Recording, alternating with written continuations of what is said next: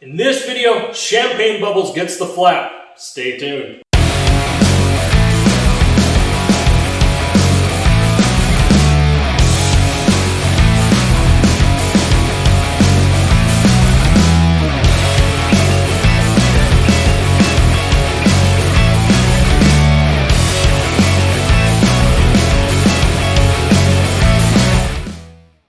Welcome back and/or to the channel. Today we are installing mud flaps on our 2020 Kia Soul. This thing did not come with mud flaps from the factory, and some of the Kia Souls don't have the option for mud flaps because they do have a ground effect kit. I believe it is the sport models that have a ground effect that goes across the bottom. If you do, you're not going to be able to do these. But if you don't, and all you have is the factory black plastic that wraps around the bottom, you want to invest in mud flaps. And I know they're small. There isn't very much space there on the mud flap, but this will make a difference as far as what gets kicked up the side panel and what gets kicked up underneath the vehicle as well. So having these are pretty important. Now, I went to Kia and got the actual parts that I needed to do both front and rear. And this kit came with everything I needed. It comes with both the flaps, the screws, and the pop pins. So pretty much everything you need. Now the reason that they include the longer screws, I'm guessing, is that the factory ones are shorter. So what we're going to do is we're going to set up to do these mud flaps, but before I do, I want to explain the reason why we want these. I'm going to go ahead and slide a link up above that pertained to the last video when we had to do the touch-up paint. When you don't have these, it's a lot easier to get nicks. It's a lot easier to have stuff get thrown up on the side of the vehicle, especially in the wintertime if you live in salty climates. You're going to notice the side of your vehicle gets really salty. And a lot of times it's because your mud flaps either aren't the right ones or they don't go far enough to protect the body panels from the spray that comes up off the tires. Right now, the way this is set up is the spray that would come off the tires would come up, and because it's recessed in right here, it's going to spray all the way up here. And I seen this past winter when she was driving to and from work. A lot of times this area would be more clean, but you'd have a lot of white cake pretty much all the way up here. And that's because the tires are kicking it up and it's spraying it up. With the mud flaps on it, you're not going to have that kick up. You're not going to have it where it's going to spray up onto the vehicle, because now you have that little bit of protection that keeps that spray from coming up.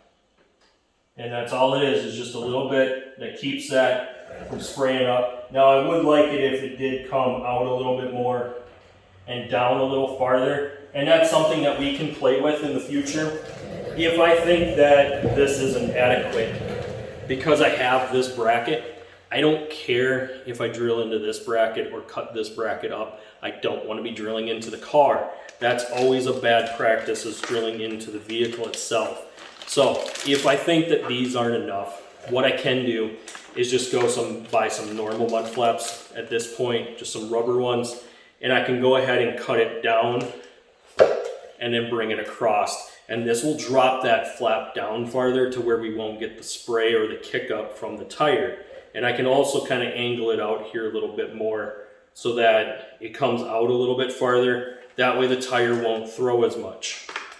Now the back ones do cover a little bit better, but these don't cover as much as I would care for them to cover. But something's better than nothing, and I don't have to drill with these.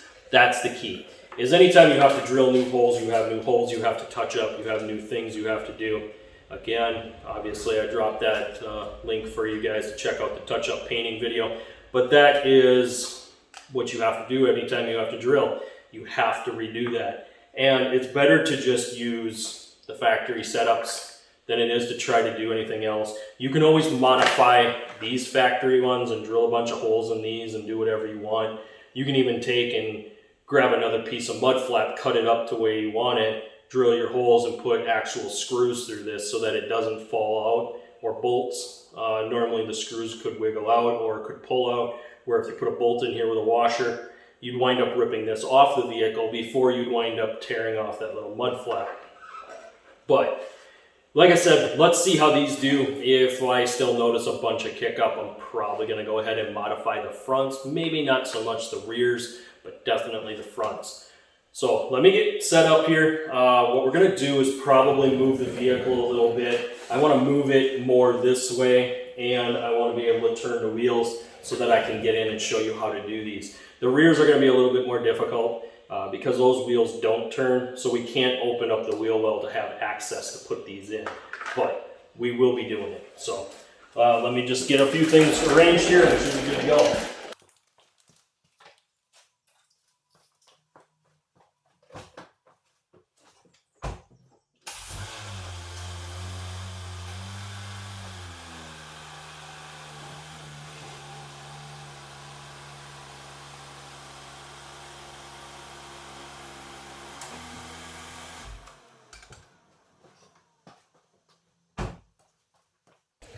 Okay, here we are. This is where we need to install the mud flap. Now we're going to have 2 screws. We're going to have one here, and then we have a pop clip right back here. And we've got to take these 3 loose in order to have the mounting surface for the mud flap. Now, if we take these out and we notice the screws are too short, what we can do is use the screws that came in the kit. And that might be why they included them. If they're the exact same size, then we don't necessarily need them. Then they just had the factory ones there. Now, the one thing that I did notice when I was unscrewing this, there was nothing protecting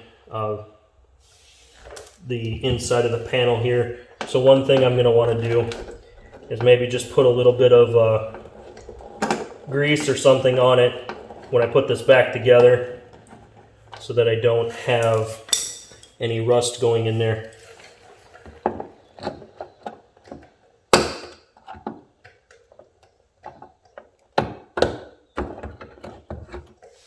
Okay, so here was their pop clip. Very, very tiny. Now, I'm going to check it with the one that I got. It's very possible they gave me a different pop clip. Nope, the pop clips and the screws are the exact same. So, on this particular one, I don't need them. Now, if your vehicle did not have this splash shield put in there properly like this one was, with this black ground effect here, this is just kind of the stock ground effect. It isn't the one that comes out a little farther. Then you'll have these screws where they are with the pop clips. If you don't, what you might have to do is use the screws and the hardware that came in the kit. But they include them just in case your vehicle did not have that. Okay, so when I put this back together, I'm just going to use a grease. I don't want to put anti-seize on it. The only reason I'm putting a little bit of grease on the threads is just so that I can put it back together without it having rust build up or anything like that. And all it takes is just a little bit on the screw itself. You don't have to get too carried away and coat it. Just a little bit on the threads when it goes back together.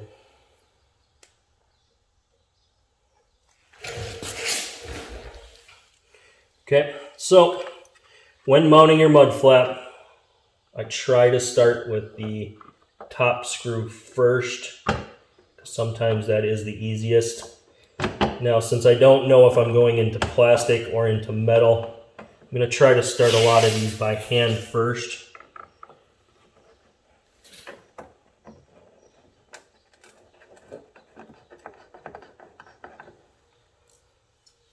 And then I'll put my pop clip in.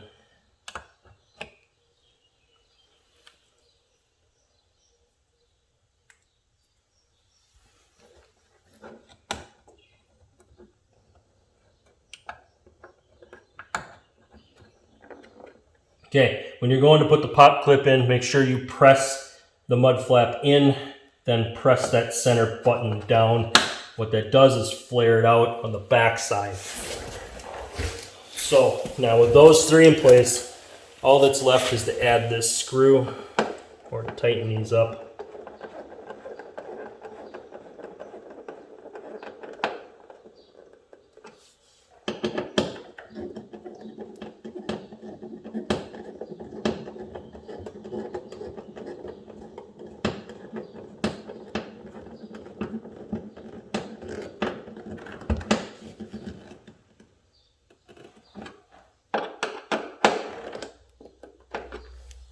Okay, so now this is on, it's nice and tight.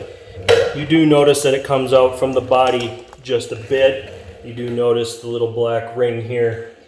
It wraps down around the ground effect and gives you a little bit of a flap here. Again, like I said, if this isn't sufficient enough, what I'm going to do is buy some black rubber, have it come straight down, and then I'll bring it over and I'll drop it to where I'm only about 3 inches off the ground, because that's about kind of where you'd want to be just to keep any kick up from coming up. This will help a little bit, but it isn't going to be kind of a cure-all, end-all type situation. So we will be probably analyzing this and looking over it. And if we need to, we're going to probably add that little piece of black rubber here just to give us a little bit more protection on the paint.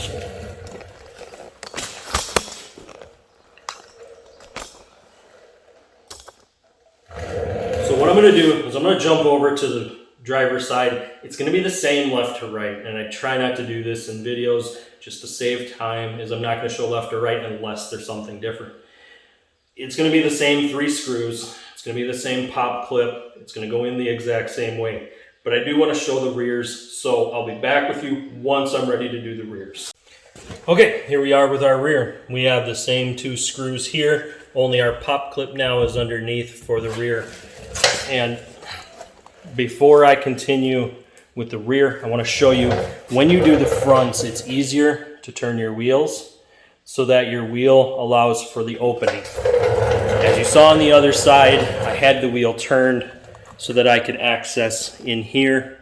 I did the same on the driver's side. So you didn't get to see me turn the wheel, but I definitely wanted to show you that just to make your life a little easier in case you missed it in the video, because I didn't really explain it the first time. In the rears, we are not able to do that. That's why I brought this up, because we have to access these 2 screws that are in here without turning the wheel. And a lot of times people don't want to remove this wheel. Yes, it makes it easier to remove it, but if you can do this without removing the wheel, it makes the job so much quicker.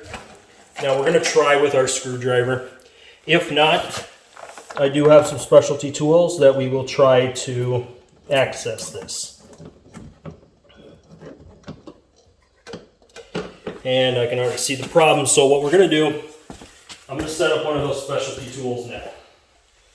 Okay, so when I mean specialty tools, sometimes you have to think outside the box. So we're going to use a 1/4 drive ratchet with a 1/4 drive socket that is 1/4 inch. And the reason we're doing 1/4 inch is I'm going to now use a screwdriver bit.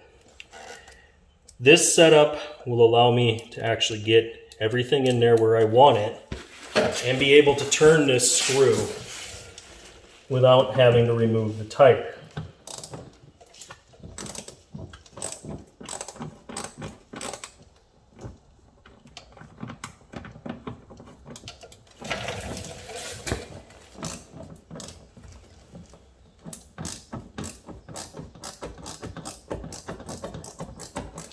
What you're seeing me do is reach in with one hand just to kind of hold the whole setup so that I stay inside the Phillips head. And yes, it is a Phillips screwdriver for these to remove them, so I'm using a Phillips screwdriver bit here, and I was using just a normal Phillips screwdriver for up front, and obviously comes right out. So what we got to do is get both of these out.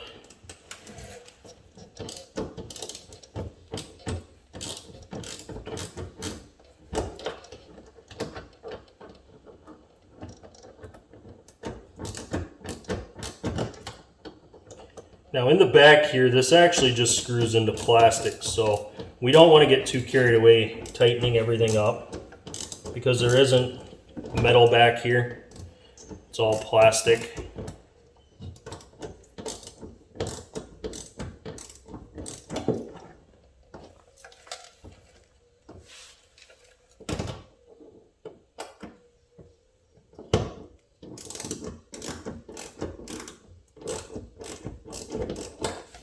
Okay.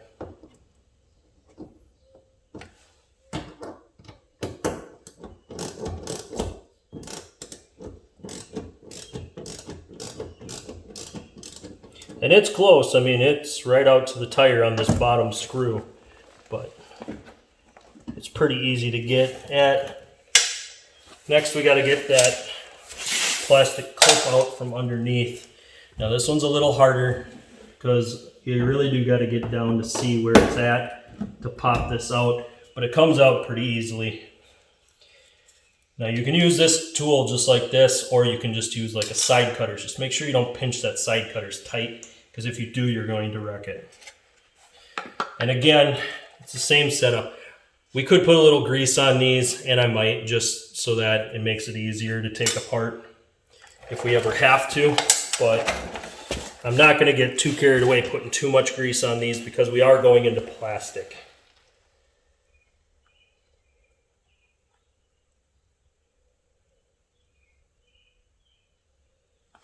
So barely any grease on these. The fronts I was a little bit more generous with and gave quite a bit of grease on them. These, just a little bit. And that's just to kind of help keep some of the dirt out of the threads is all it's really doing.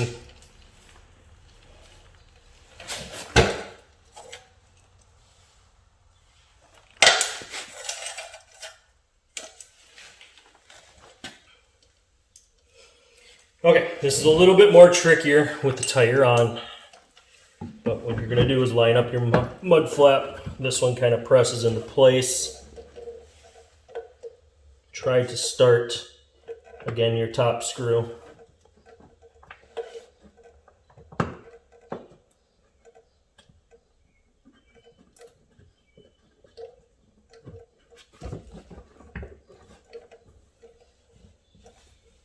And I usually try to move on to my next one. Try to start that as well.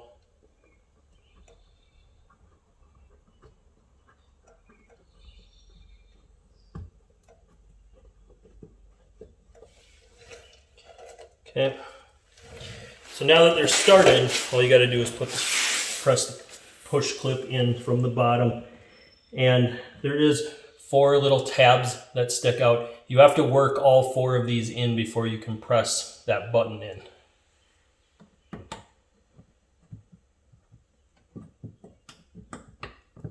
Usually I will try to work around the hole a little bit.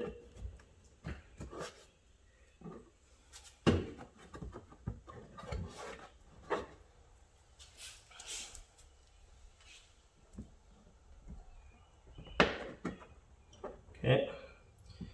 Once you got that one in, go ahead and press that bottom one in, get that clipped in before you come back up to tighten these in. So like I said, these are pretty easy once you get them started.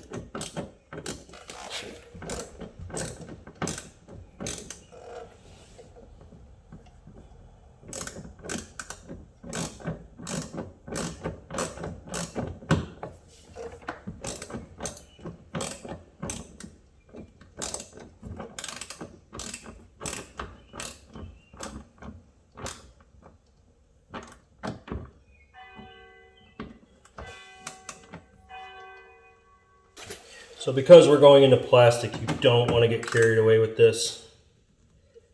What I'm doing is I'm holding it way out on the tip here, and when I can't barely turn it, I just stop because I don't want to snap these off or strip them over.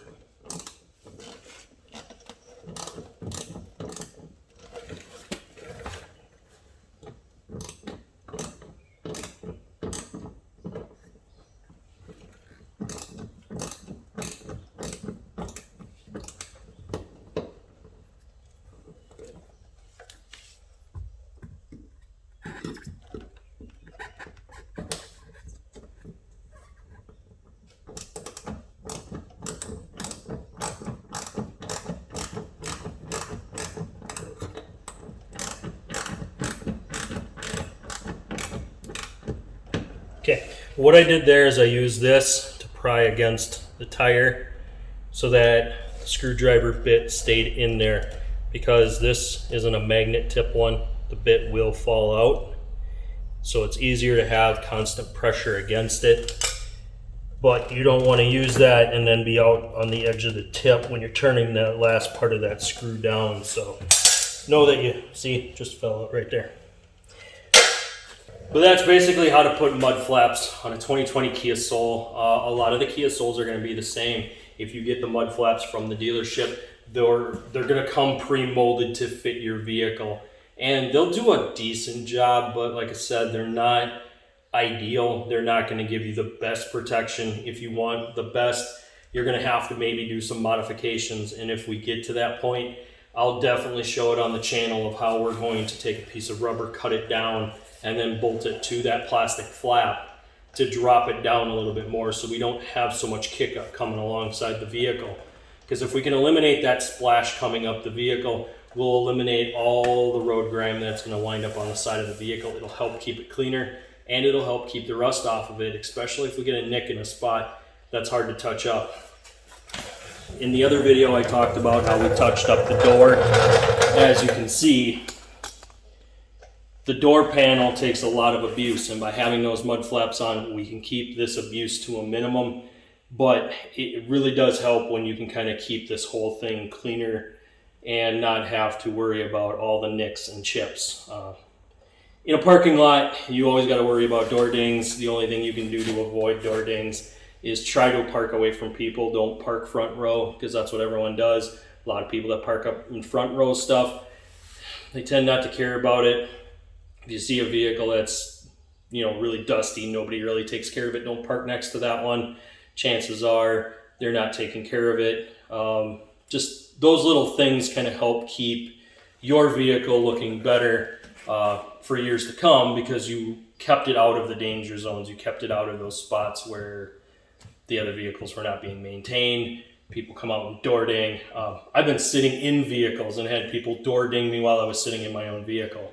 So yeah, I can tell you that sometimes parking front row is kind of dangerous on your car, and try to avoid ones that look like people don't take care of them. Don't park next to them, because if they don't care about keeping their vehicle clean, they're not going to care about someone else's vehicle. It's just how it works. Some people look at a car as a means of transportation, and they don't really think about, other people's investments and values in vehicles and how much things actually cost. So they're not concerned. And if all they do is buy stuff like the two-wheel drive tank that's already rusted, tore up, and beat up, they're probably not going to go the extra mile. So, plus it doesn't hurt for us to walk a little bit. Let's just be honest, we don't usually walk as much as we should. So try to walk a little bit more and keep your vehicle looking a little nicer. But that's going to do it for this video. I'd like to say thank you for watching. Please hit that like button, smash that subscribe button, and I'll see you on the next one.